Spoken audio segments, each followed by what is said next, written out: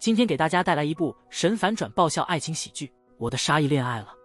故事讲的是一个新人杀手在执行任务时，意外地爱上了自己的仇人兼目标，两人之间发生了许多搞笑的爱情故事。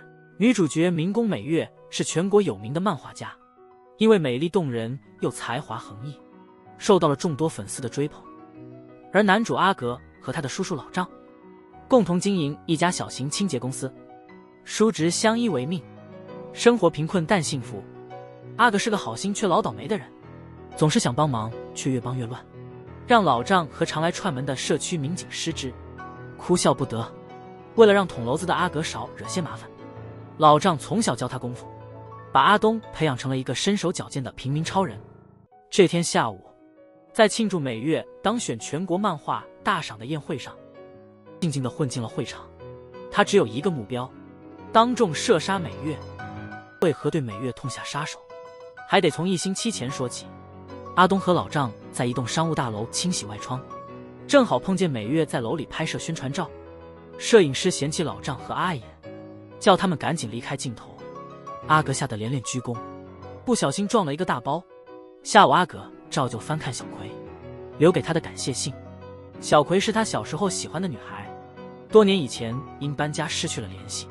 就在这时，阿格看到一直很邋遢的老丈竟然打扮得衣冠楚楚出门了。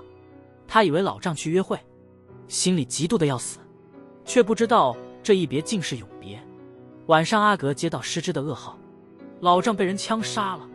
阿格得知这个消息后，立刻朝案发现场奔去，还是没见到老丈的最后一面。此时打扮成神秘黑衣人的美月悄悄离开了现场。阿整天窝在家里虚度时光。这时阿格从新闻里得知，警方将岳父遇害案定性为意外失足落水。愤怒的他对着刚进门的失之吼道：警方为什么要隐瞒我叔叔的真正死因？失之很冷静地表示，是他下令让警方隐瞒的，因为岳父的死背后另有大的秘密。说完，失之递给了阿格一张名片，名片上老丈的照片旁边醒目地写着五皇之虎几个字。原来失之和老丈都是警方内部杀手组织 SOS 的成员。这个组织专门惩治钻法律漏洞却无法受到惩罚的不法分子。一直以来，老丈对阿格保密，完成了不少组织分派的艰难任务，因此树敌不少。接着失之拿出了老丈遇害当晚的监控录像，非常认真地告诉阿格，漫画家美月就是杀死老丈的凶手。他用漫画收入来支持非法组织，是警方秘密通缉的人。看到这些后，阿东彻底崩溃，无法接受这个巨大变故，坚持认为失之在撒谎。为了让阿东相信，失之带他去了老丈房间里的密室，里面有各种伪装套装和先进武器。阿格终于相信了失之的说法。阿格从老丈名片里发现了一张褶皱的合照，是他们小时候的照片。照片背面写着一定把阿格抚养成人。原来阿格父母去世后，老丈独自承担责任，把他养大成人。想起这些，阿格忍不住放声大哭。今后他只剩孤身一人了。艰辛地调整好心情后，恳求失之说：拜托你让我亲手为叔叔报仇吧。阿知道一旦踏上这条路就再无回头，但他还是决心亲手杀掉仇敌。失之起初有点犹豫，在不断祈求下只能答应他。镜头一转，时间线回到现在，从小被老丈训练过的他迅速在人群中找到了美月。他并不打算听从失之的安排，用毒素杀害美月，而是打算以牙还牙，亲手开枪射杀她。另一边，庆功宴上，一个男人注意到了美月，他是当红的男模特刘星。刘星称自己是美月的忠实粉，还送给她一支高档香薰蜡烛。宴会前，阿东在化妆间外拦住了美月，准备行动时，被路过的清洁工打断了计划。阿格鬼鬼祟祟的样子引起了美月和经纪人水濑注意，他们以为阿格是个变态跟踪狂。幸好阿格反应快，用他的亲和笑脸打消了美月的疑虑，还意外拿到了水濑的联系方式。错过射杀美月的机会后，阿格只能寄希望于失之给他的毒针。他故意端着香槟想和美月攀谈，却被这位高冷女王冷落。就在这时，宴会厅的水晶灯直直朝美月砸去。阿格的好人本性爆发，不顾一切地救下了美月。为了安慰自己，阿东只能在心里不停地默念：我才不会救她，不能让她这么容易死掉，我一定要亲手解决这个狠毒的女人。宴会一结束，阿格急忙告诉师之计划失败。这时发生了意外，那个高傲的美月竟然亲自带着药箱来为受伤的阿格包扎，还傲娇地说：虽然我知道你只是想趁机抱抱我，看在你救了我的份上，我就勉强帮你包扎吧。眼看仇人就在眼前，阿东又摸向口袋里的武器，却再一次被旁人打断。颓废的阿格回到宴会厅检查那盏掉落的水晶灯，震惊地发现灯上有被切割的痕迹。阿格回家后从师之那里得知，还有另一股势力参与了对美月的刺杀。他们雇了一个没有归属的天才杀手死神，那是个追求极致杀人艺术的疯子。阿并不知情，死神这个杀手已经以模特流星的身份靠近了美月。师之不想阿格冒风险，劝他放弃杀美月的念头。这时阿东回想起老丈从小对自己的训练，他自信身为王牌杀手老丈的弟子，不会输给那个磨磨蹭蹭的死神。为了继续执行计划，阿从师之那儿拿到了美月的家庭住址。画面一转，美月正在与神秘人通电话，突然迷迷糊糊地昏睡过去，床头的香薰蜡烛忽明忽暗地闪烁着。这时阿东从阳台悄悄潜入美月的房间，掏出武器对准了熟睡中的美月。与此同时，死神也在天台上开始了自己的行动。一个粉色气球通过油烟管道被扔进美月家里，不久气球迅速膨胀，让一旁的阿东吓了一跳。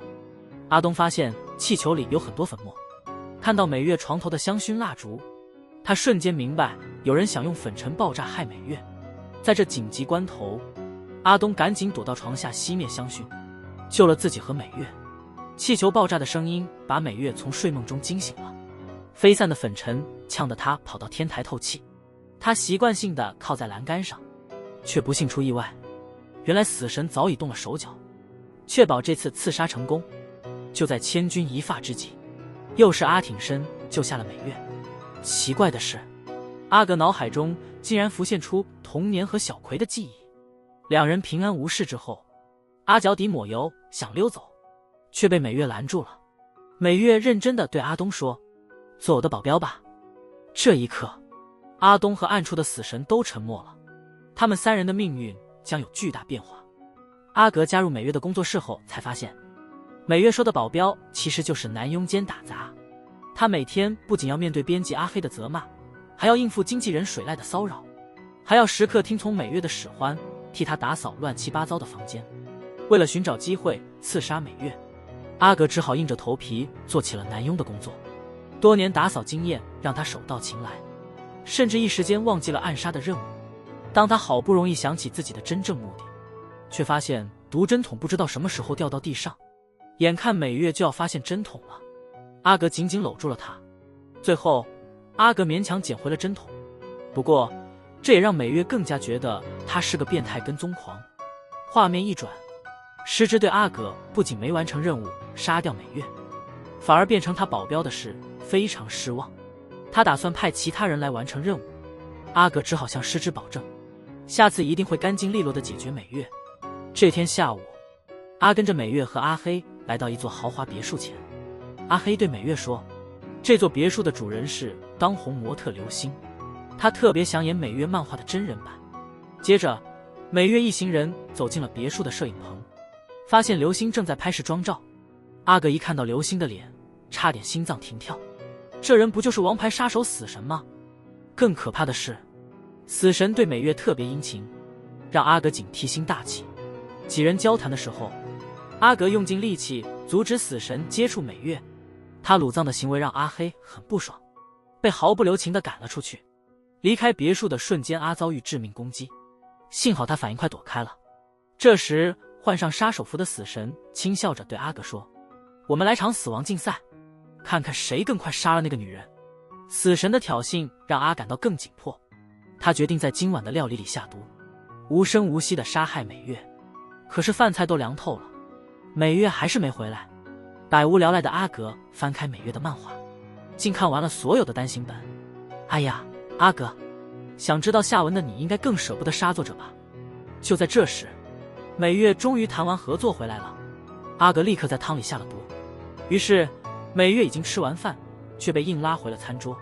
计划赶不上变化，水濑和助手们陆续回来了。助手们对阿格做的浓汤很感兴趣，每人盛了一碗放到桌上。阿东顿时傻了眼，他完全搞不清哪碗下了毒。为了避免伤及无辜，阿瞬间制造了停电，飞快地把所有碗都扔进了洗碗池，成功化解了这场危机。紧接着，阿格以打扫为由进了美月的工作室。他看到美月在画新作品，忍不住严肃问：“你明知道有人想害你，为什么还在这里画漫画？你不该想想为什么有人要杀你吗？”美月没理他的问话，反而对他越界发问感到极其愤怒，硬是把他赶出了家门。阿格回家后对师之吐露了心声，其实他一直没有杀人的心理准备。师之又一次把阿格带到密室，对他说：“这些年里，老丈也和他一样纠结痛苦，但他为了正义硬撑过来了。”师之失望地说：“如果你这么没决心，那就回去做清洁工吧，反正死神会杀掉美月的。”说完，师之头也不回地离开了，留下阿东一个人在密室里沉思。第二天早上，美月出去倒垃圾，发现阿格正蜷缩在他家门口。美月心想，难道阿格在这守了一整夜？对昨晚冲他发火的事有些愧疚。然而美月不知道，阿格这次是带着必胜的决心来到他面前的。就在他准备开枪时，骄傲的美月竟然主动低头向他道歉，吓得阿格赶紧收回了武器。美月告诉阿格，自己在创作新作品时很不顺利，所以才发脾气迁怒无辜的阿格。得知美月的作品讲的是一个极度心重的男主和他的青梅竹马谈恋爱，阿格都忍不住吐槽这男主性格真差，惨被美月嫌弃是不懂爱情的直男。阿突然注意到美月扎马尾的样子，那发丝的甩动，那熟悉的后颈，让阿格一下子想起暗恋多年的青梅竹马小葵。他顿时觉得美月就是当年搬走的小葵。为了确认这一点，阿格忍不住向美月讲述了自己和小葵的故事，但美月对此毫无反应，却被美月当成了新作的素材。为了描绘出最好的恋爱，美月邀请阿格一起去参加晚上的烟花大会，收集恋爱素材。阿格认为混乱的烟花大会是理想的暗杀地点，立刻开心地答应了美月的请求。此时两人都不知道，死神通过藏在美月包里的监听器掌握了这条信息，兴致勃勃地决定加入这场猎杀竞赛。晚上，阿格特地穿上了老丈留下的西装去赴约。两人碰面的瞬间，阿东看到美月穿浴衣的样子，被迷得神魂颠倒。他很快调整好心态，心里盘算着100种刺杀美月的方法。然而他没料到他们会堵在半路，赶不上烟花大会。阿格和美月正互相抱怨争吵时，伪装成模特的死神流星突然敲车窗，带着营业性假笑向美月打招呼，热情地表示愿意用摩托送她去烟花大会。美月对流星伪装的死神毫不怀疑，毫不犹豫地跟他走了。阿东气得像土拨鼠一样吼叫。死神把美月送到会场后，悄悄把自己的水球和市集买的水球交换了，然后给了他。等阿格气喘吁吁赶到时，死神早已消失无踪，只剩美月一个人望着宁静的夜空。阿格气愤地对美月吼：“你知不知道我有多担心？不准再离开我，也别跟其他男人说话。”美月平静地说道：“你现在看起来就像你讨厌的那个爱嫉妒的男主。”美月这句话戳中了阿格，难道他这么烦躁是因为嫉妒美月对死神的信任？为了掩饰内心的不安，阿格决定在这无人天台解决掉美月。当他正要伸手去口袋拿武器时，看到美月手里的水球上面有死神的标记，他急忙抢过来仔细查看。与此同时，死神启动了烟花装置的开关，他其实想利用烟花爆炸的强光，引爆水球里的危险气体，来夺走美月的性命。在千钧一发之际，阿东果断把水球扔了出去，紧紧护住了美月。这一瞬间，美月和阿格回忆起浪漫的画面。当满天烟花绽放的那一刻，他们的距离越来越近。近到只能听到彼此快速的心跳声。画面切换，美月独自来到病房看望母亲。月妈一直是美月的头号粉丝，也是她漫画创作的动力来源。母女俩开心地聊着天时，月妈亲切地叫美月乳名小葵。上次讲到，阿东在和暗杀目标美月的相处中渐渐被她吸引，不仅下不了手，还多次保护她。阿东的英勇行为也让美月心动不已。然而美月和阿东都不知道的是，经纪人水树正暗中调查阿格，已经获取了不少关于阿格和老丈的资料。这天早上，编辑阿黑和助手们为美月办了一场庆祝会，庆祝当红模特刘星成为美月漫画真人电影的男主角。这时最爱帅哥的水濑带着刘星走进工作室，告诉大家桌上的蛋糕是刘星送的。阿格脑海里立刻浮现出工作室所有人被蛋糕毒害的可怕场景。为了确保大家安全，阿格非常邋遢，直接把一颗草莓塞进刘星的嘴里。没想到刘星非常淡定地吃掉了。看来这个追求极致死亡艺术的杀手，对用毒这种简单粗暴的方法不屑一顾。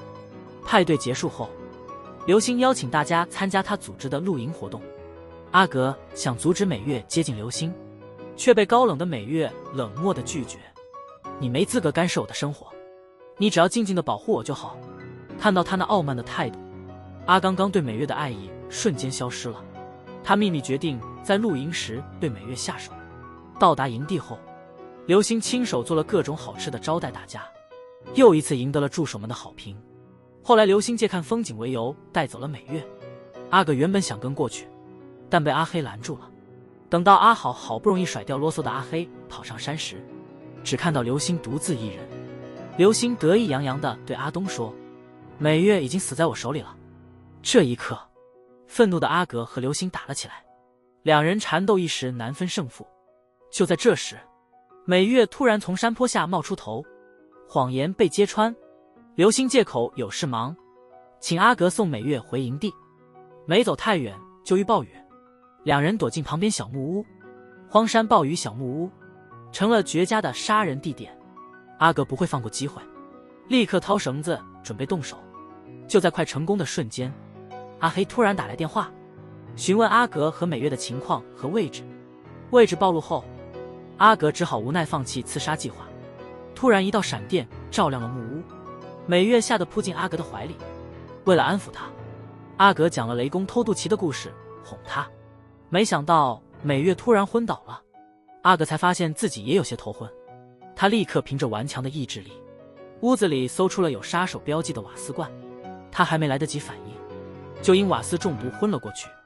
与此同时，杀手死神用刘星的身份将露营地的人灌醉后，微笑着走向昏迷的阿格和美月。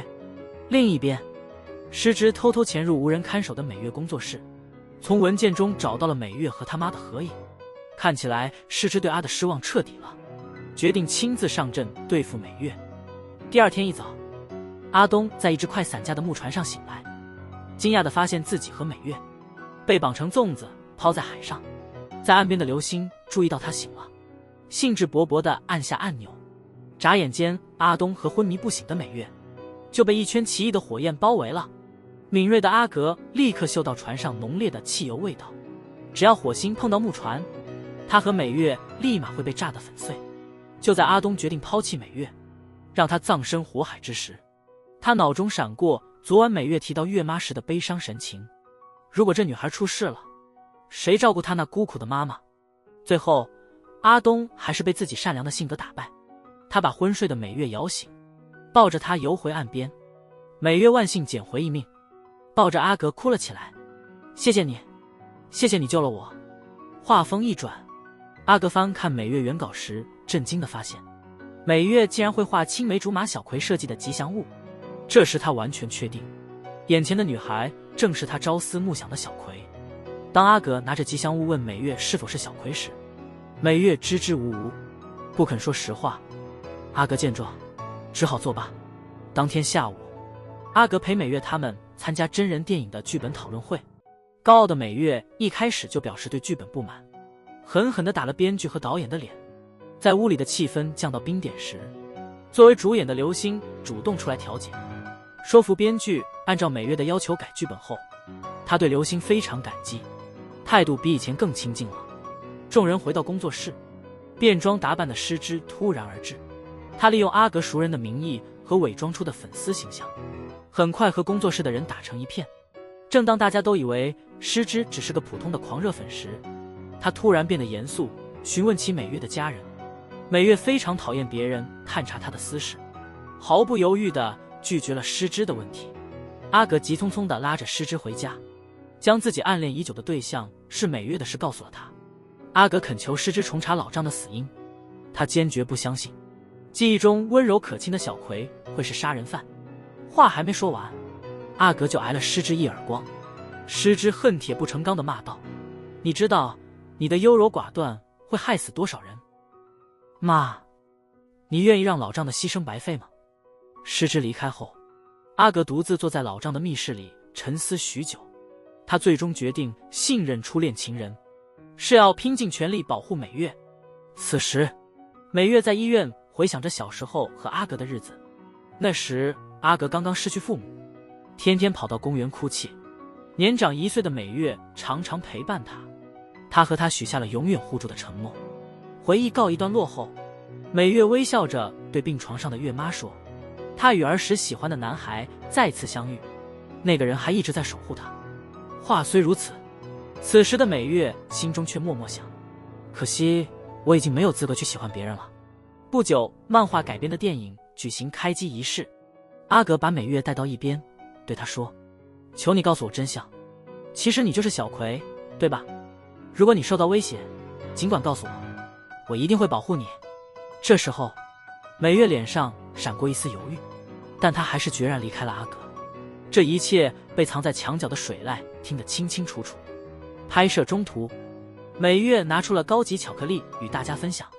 小阿格为了不让刘星得到任何便宜，一个人把整盒巧克力吃光了。美月无奈，只能将自己的巧克力分给刘星。这一刻，作为王牌杀手的刘星心中涌起了前所未有的悸动，他的目光完全被眼前的女人吸引。即便如此，他仍然选择按计划行事。在这摄影别墅里完成了刺杀任务后，计划正式启动。刘星故意放跑了拍摄用的刺猬，请求全体工作人员帮忙找刺猬。接着，他用玩具刺猬把美月和阿东引进地下密室。就在密室门关上的瞬间，无数暗器从暗处射向他们。阿格急忙将心爱的美月抱住，躲避那些可能带毒的暗器。刘星通过监控看到阿躲过了所有机关，于是亲自操控密室里的铠甲怪人攻击阿。眼看阿英体力不支要输了，美月挺身而出，用椅子砸坏怪人，却被怪人的毒暗器射中手臂。很快中毒的美月浑身冒冷汗昏倒。此刻老丈教授的知识闪过阿的脑海，他迅速判断美月可能中了一种叫乌头的毒素。为了救心爱的人，阿格爆发了体内的小宇宙，他用暗器打开了大门的锁，背起美月往山下的医院跑去。跑到一半时，他发现美月极度虚弱，快挺不住了。阿东无奈，只好独自跑去医院拿解毒药，亲自喂给美月吃。值得庆幸的是，药物见效后，美月从鬼门关被拉了回来。失而复得的阿格紧抱美月哭道，我不想再失去重要的人，拜托告诉我你是谁。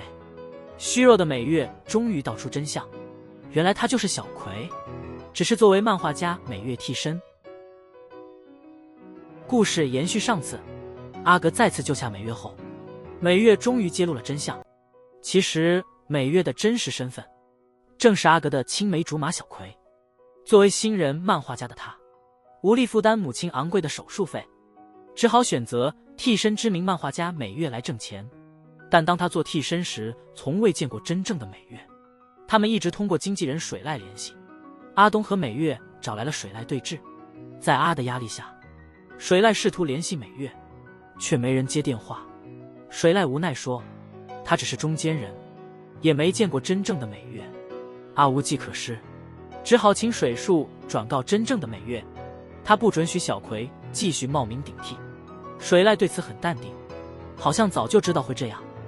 第二天早上，美月在工作室留下请假条后去了阿格家。虽然她奋不顾身地跟阿格私奔了，但心里还是害怕真正的美月报复。阿格那憨厚的笑容让她安心了不少。安顿好美月后，阿东立马告诉师之当前的情况。原来师之也去医院调查过月妈，他信了小葵关于替身美月的说法，但仍怀疑替身美月是杀害老丈的凶手，因为监控画面不会骗人。阿格只好向师之保证，他会揭开杀害老丈的真正黑手，拜托师之暂时别对替身美月动手，并派人保护月妈。而此时，流星像情窦初开的少女在摘花瓣，当摘到最后一片喜欢美月的花瓣时，她的客户突然打来了电话。流星听着电话那头的留言，脸上一瞬间露出了震惊的表情。第二天一早，阿格带着满心忧虑的美月去了水族馆。在自由自在的海洋生物陪伴下，美月终于绽放了笑容。阿格对美月说，每当她心情沮丧时，岳父都会带她去水族馆放松，因为看到不停游动的鱼儿，她总能振作起来。一提到岳父，美月就不由得想起岳父去世的那个雨夜。这时阿格突然抱紧美月，眼含泪水地说，我不想再失去重要的人了，我一定会保护你的。美月舍不得破坏这美好时刻，没有说出口的话咽了回去。他们逛完水族馆后，走在回家的路上，敏锐的阿格发现有人跟踪，立马设计制服了对方。没想到那个尾随者竟是编辑阿黑。阿黑担心美月停更影响自己的前程，特意来求美月回去继续工作。看到阿黑跪地磕头的可怜模样，美月无奈答应了他的请求。不仅如此，他还准备出席第二天的真人电影发布会。他不想再逃避，决定主动面对挑战，在发布会上公开替身的身份，以逼迫真正的美月现身。阿格和美月回到工作室后，找到了水濑，请他把美月的决心传达给真正的美月。送走所有职员后，阿东送给美月一个小小的护身符荷包，他温柔地说，无论发生什么，我都会保护你。